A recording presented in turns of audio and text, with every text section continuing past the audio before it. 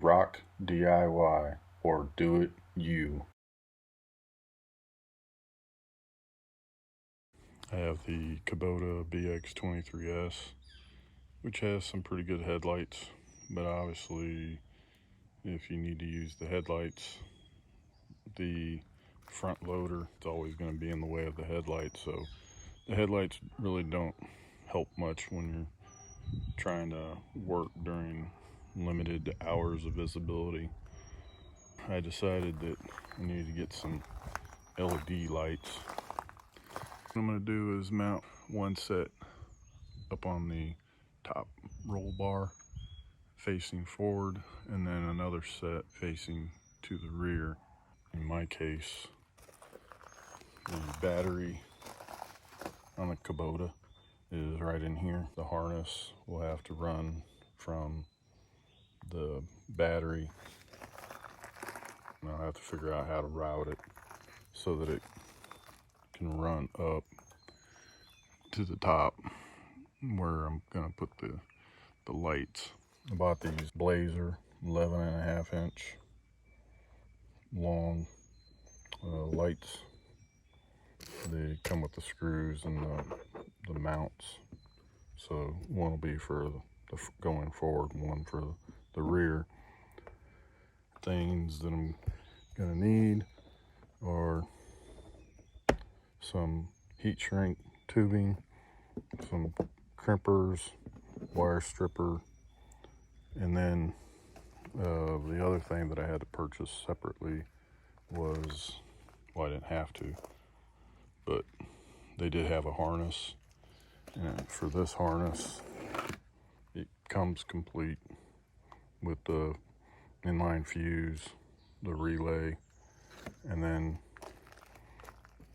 it has a single switch, but it does have two separate connectors for two lights.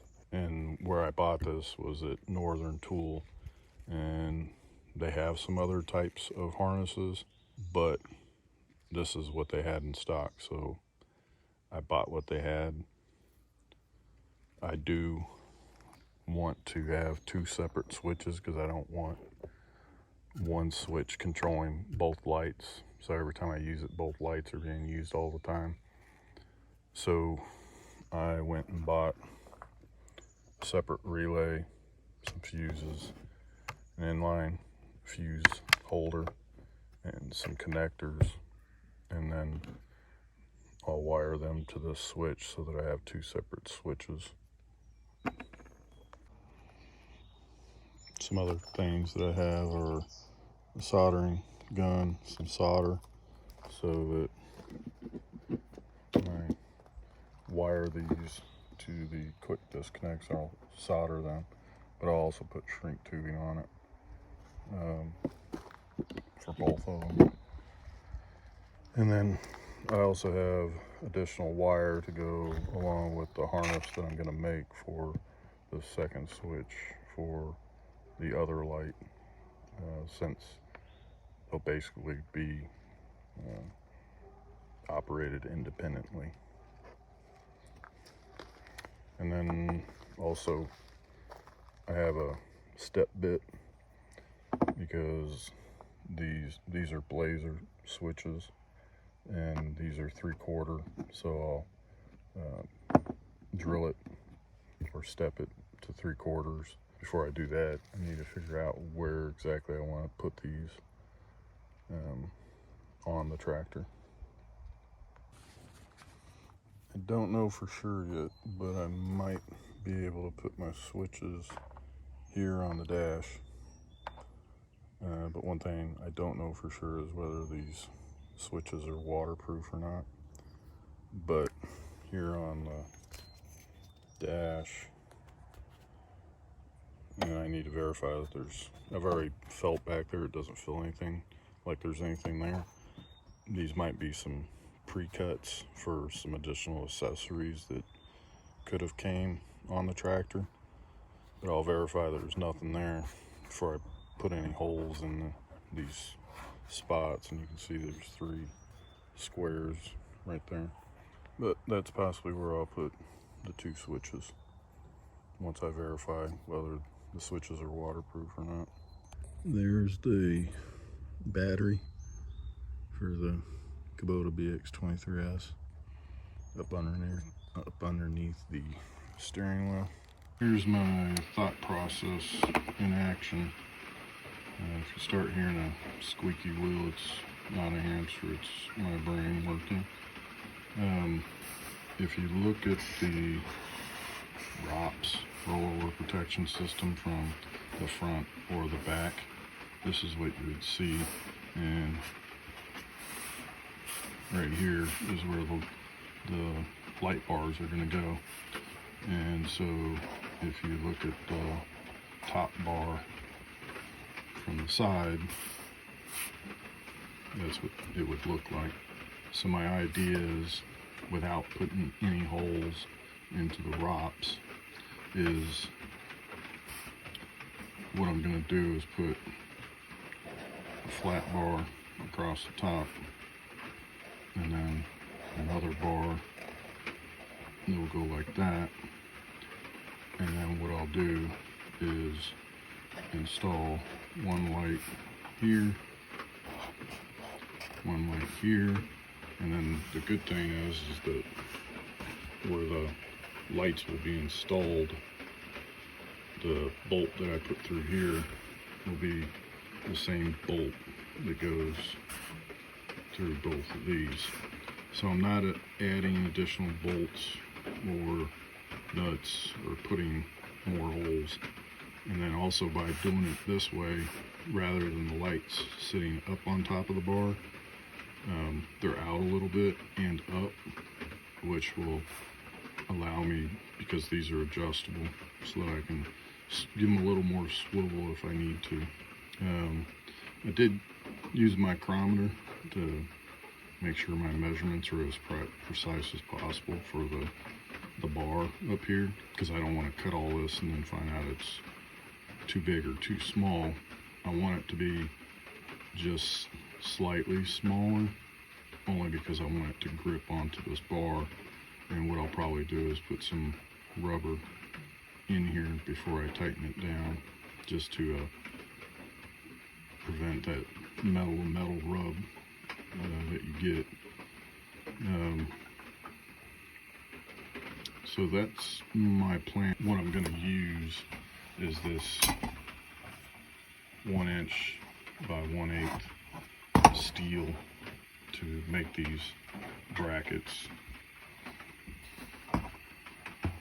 So if you're actually looking at it from the front, where the brackets are going to go is here, like this, and then the light will run across here, where these bolts will go through.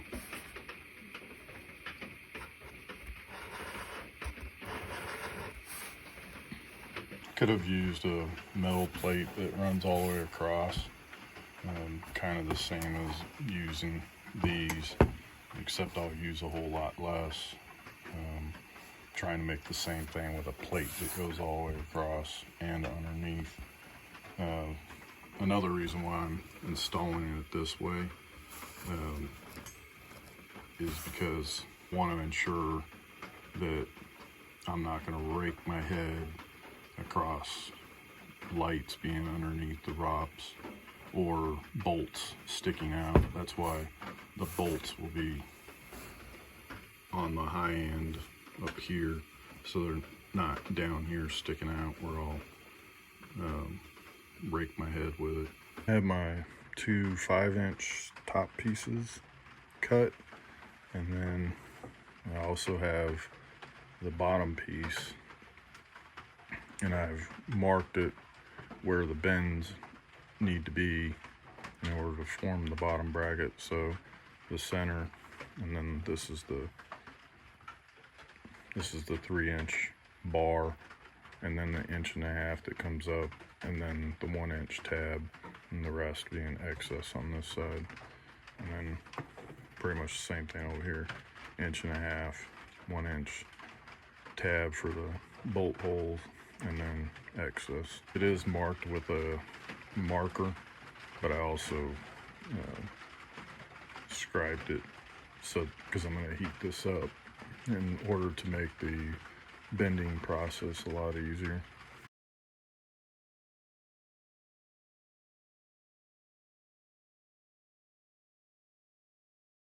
I got both of my brackets cut and bent. This is the top piece and then the bottom piece, and the same here. Don't have them done yet, but I'll drill holes on here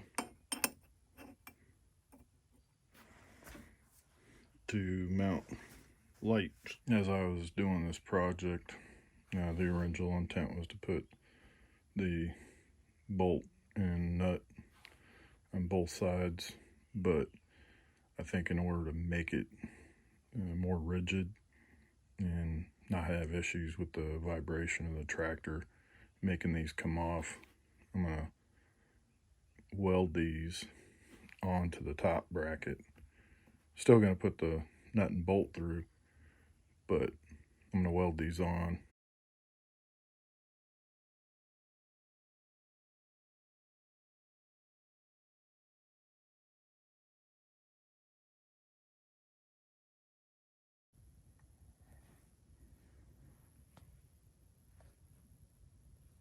I finished drilling the holes on my mounts, and I sanded all the metal to make sure that the primer will adhere to it, and then I also painted it, or painted them. I'm not the greatest welder, but I know the welds that are on it will keep it together. More concerned about them functioning as needed versus what they actually look like. And you can see, so this one will go on this side. Bolts will go through, which will keep both ends together on both of them. And then I will put the lights in between. The paint's kind of wet still, so. Here are the lights mounted on my homemade brackets. And as you see, this is where the little mounts for the lights came that I welded onto my brackets. And then that will go over the top of the ROPS. And then this here will go underneath on both sides. And then I put the lights on so that the wiring is all on one side, because my plan is to run it down the left side of the ROPS.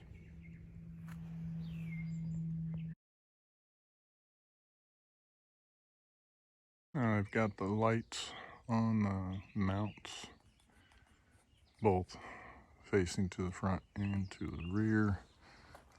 My brackets did come out a little too long, but I did not have a flat bar bender, so I was using a vise to form these brackets, and there's a little bit of difference between the two brackets. So what I'm gonna do is I'm gonna cut up this rubber. It's 1/8 an inch thick. I'm gonna cut some pieces and then put those up underneath the bracket just to close up the spacing underneath, so that the brackets sit nice and tight on the top bar of the ROPS. I wanted to avoid having wires running all over the place. In my original idea was to take these wires over the top like this and then solder them into the harness, but run, rather than putting any additional holes in the ROPS, I was going to run the cable down through the ROPS system, down through, and then have them come out here and then run them where I need to run them to. But the wire will not pass all the way through the ROPS, especially down here. I've tried to go up through this way with different size wires, and it's getting blocked. So there may not be any way to get it through there, but I wanted to try to make the installation of the wires a little cleaner without having a bunch of zip ties or electrical tape or other things. So now I need to figure that part out. I pulled out the ROPS in order to make it easier to work on these lights. A little difficult balancing on the deck of the backhoe. And what I'm doing now is I'm adding these 1" by 3" rubber strips on both the bottom and the top of each bracket, and then I'll tighten it down, and hopefully that will help with vibration, even though there's lock washers on the nuts and bolts that are on the bracket. So my original idea was to run these wires across the top, connect them there, and then run these wires through the ROPS, making sure it's loose in here, so if I fold down the ROPS that it doesn't cut off or kink the wires. But found out after the fact that I took this bottom leg of the left side off, and once I got it off, you can look up inside it and see that there's solid bar going all the way across, so there's no way to go all the way through. So that killed that idea. So instead of doing that, what I did is run the wire down through here, and then I came back out here, and what I'll do is just run the cable underneath the bottom side of the ROPS and then down. So not the original intent, but this will work. And the original idea was to kind of limit the exposure of the wires. So really the only wire that will not be exposed is right through this area here.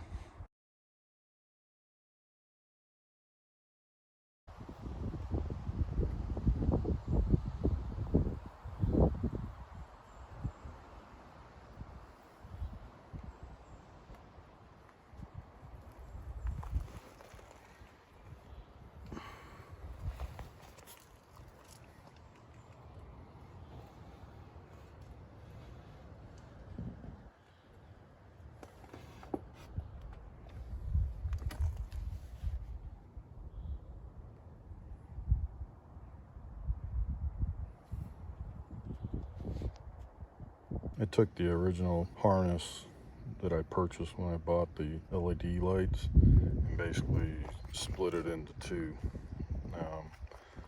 Bought a second switch relay and a fuse holder, and then that way I can run both of the lights separately without both of them coming on at the same time. And something I noticed on the harness that I bought is that the female disconnect barely even attaches to the male portion of the switch because they were too wide. So I'm gonna have to switch those out and probably do it like I did this one here. 'Cause this one seemed like as it sat in the sun, the connectors just came off on their own. Now I have two harnesses so that I can run both sets of lights.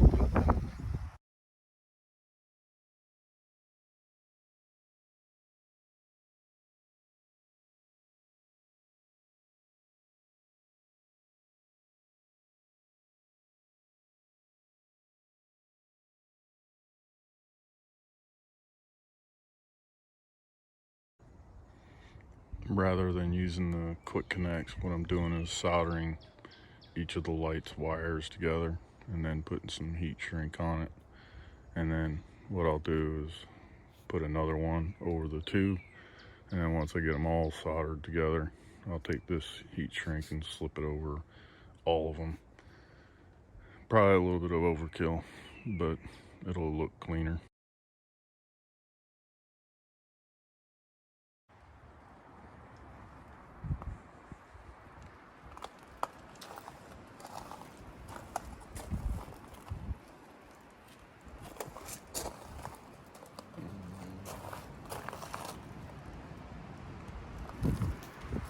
Everything's all wired up.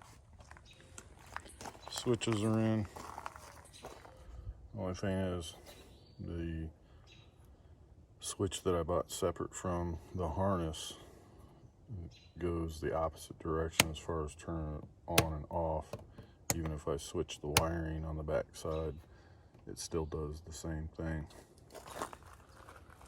I'll address that later, but here's the front lights.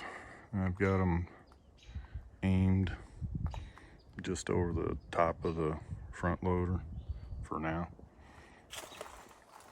And then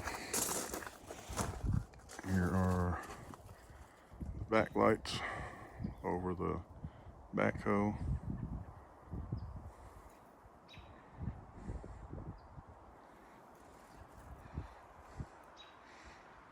Seems to have some pretty good light. It'll probably look a lot brighter when it's darker outside.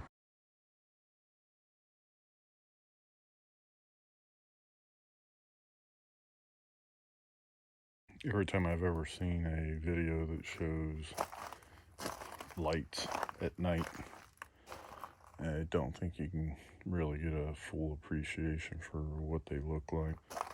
And it doesn't help that my phone turns on the light because it's pitch black outside. But let's see what they look like. So that's what it looks like to the rear.